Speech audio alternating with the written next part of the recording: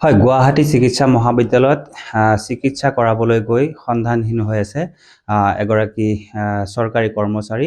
জলসিঞ্চন বিভাগৰ এই কৰ্মচাৰীগৰাকীৰ নাম জয়ন্ত ডেকা আৰু তেখেতৰ ঘৰ বহা উন্নতপাৰাত। মায়ং আৰক্ষী থানাৰ অন্তৰ্গত এই উন্নতপাৰাৰ এতিয়া তেখেতৰ বাসগৃহত এক পৰিৱেশ আমি দেখুৱাইছোঁ। এনেধৰণে তেখেতৰ পত্নী আছে, তেখেতৰ পৰা আমি কিছু কথা জানিম। কি হৈছে আচলতে ঘটনাটো, কোনদিনা আৰু কেতিয়া কেনেধৰণে ঘটনাটো সংঘটিত হৈছিল? নমস্কাৰ, মোৰ নাম শ্ৰী অলকা ডেকা। মই চিকিৎসাৰ বাবে GMCত লৈ গৈছিলোঁ। GMCৰ পৰা মানুহটো এটা বজাত নাইকিয়া হ'ল আৰু লুপ্ত হ'ল হ'লে আৰু নায়ে আৰু। এই 4 দিন ধৰি বিচাৰি বিচাৰি হাহাকাৰ কৰি আছোঁ। অকল ময়ে নহয়, আমাৰ ৰাইজ গাঁৱৰ মানুহখিনিও চব কান্দা কাটা কৰি আছে।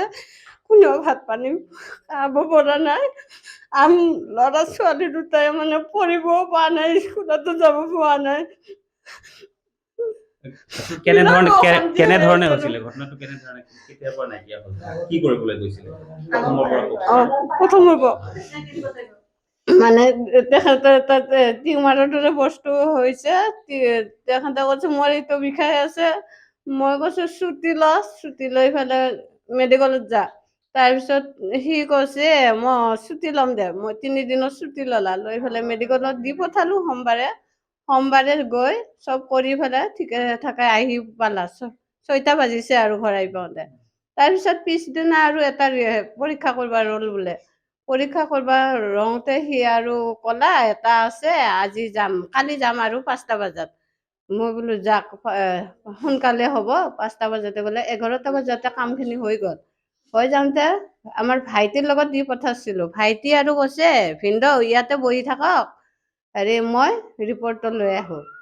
এই 10 মিনিটো বোলে হোৱা নাই পৰীক্ষাটোৰ ৰিপৰ্টটো আনিব যাওঁতে। তাৰপিছত সিনো তাৰ পৰা নাইকিয়া হ'ল। তাৰ মোবাইলো আছিল, মোবাইলটো চুইচ অফ। ফোন কৰি আছোঁ, ভাইটিও বোলে 50 বাৰমান ফোন কৰিছে, মোবাইলটো চুইচ অফ। ময়ো ফোন কৰি আছোঁ, ময়ো পোৱা নাই। মই নাপাই পেলাই ভাইটিৰ তাত ফোন কৰিছোঁ। ভাইটি কৈছে ময়ো পোৱা নাই। তাৰপিছত কৈছে ভাইটি আৰু ফোন কৰিছে মোক কালি, বাইদেউ নহয়, মই য'ত বহে থৈছিলোঁ তাৰ পৰাতো নাই, এনেকৈ কৈছে। তাৰপিছত সি আৰু কৈছে মই ক'লোঁ অলপ বিচাৰচোন। তাৰপিছত 3 ঘণ্টামান পৰ বিচাৰি পেলাই গধূলিও হৈ আহিল। সি কৈছে আৰু গধূলিও হৈ আহিল, মই কি কৰোঁ এতিয়া?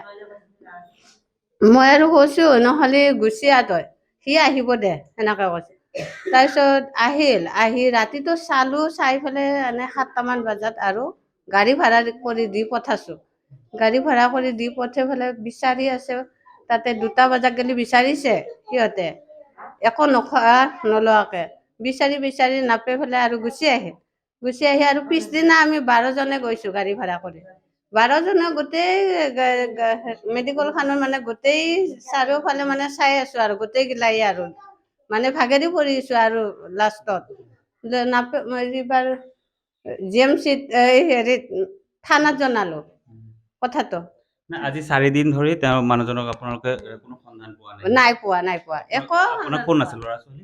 ল'ৰা-ছোৱালী 2টা, এইজন ল'ৰা আৰু ছোৱালীটো ক'ত গ'ল? মাতচোন মা। ল'ৰাজনে ক্লাছ 6ত পঢ়ি আছে আৰু ছোৱালীটো 9ত পঢ়ি আছে। এতিয়া পঢ়িব পৰা নাই।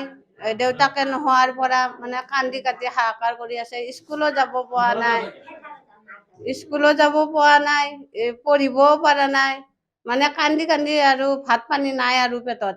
মোৰ বুলিয়ে নহয়, আমাৰ গাঁওখনৰ মানুহে ভাল পায়, চব ল'ৰা ছোৱালীকে ভাল পায়। গাঁওখনৰ মানুহৰ চব টোপনি নাই আৰু সিদিনাৰ পৰা আৰু মানুহ আহি আছে, ঘৰ ফুৰি আছে। আমাৰ কিবা খবৰ পালে মোক দৰ্শকে জনাই যেন মই দৰ্শকৰ ওচৰত প্ৰাৰ্থনা কৰিছোঁ।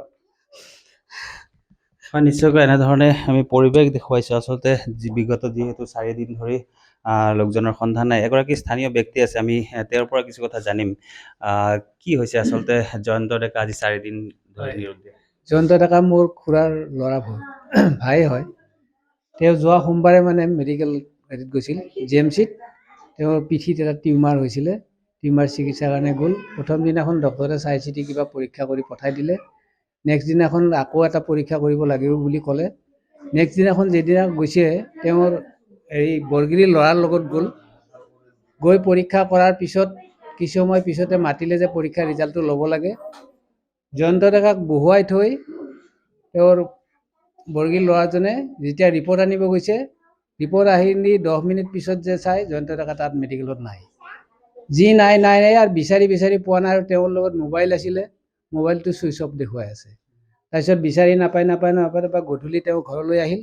অহাৰ পিছত আকৌ আমাৰ গাঁৱৰ পৰা মানুহ গৈছে 10-12জন মান, গৈ ৰাতিটো বিচাৰিলে, বিচাৰি নাপায় নেক্সট দিনাখন আকৌ ৰাতিপুৱা গাড়ী লৈ মানুহ গৈছে, সেইদিনাখনো বিচাৰিলে, বিচাৰি পোৱা নাই।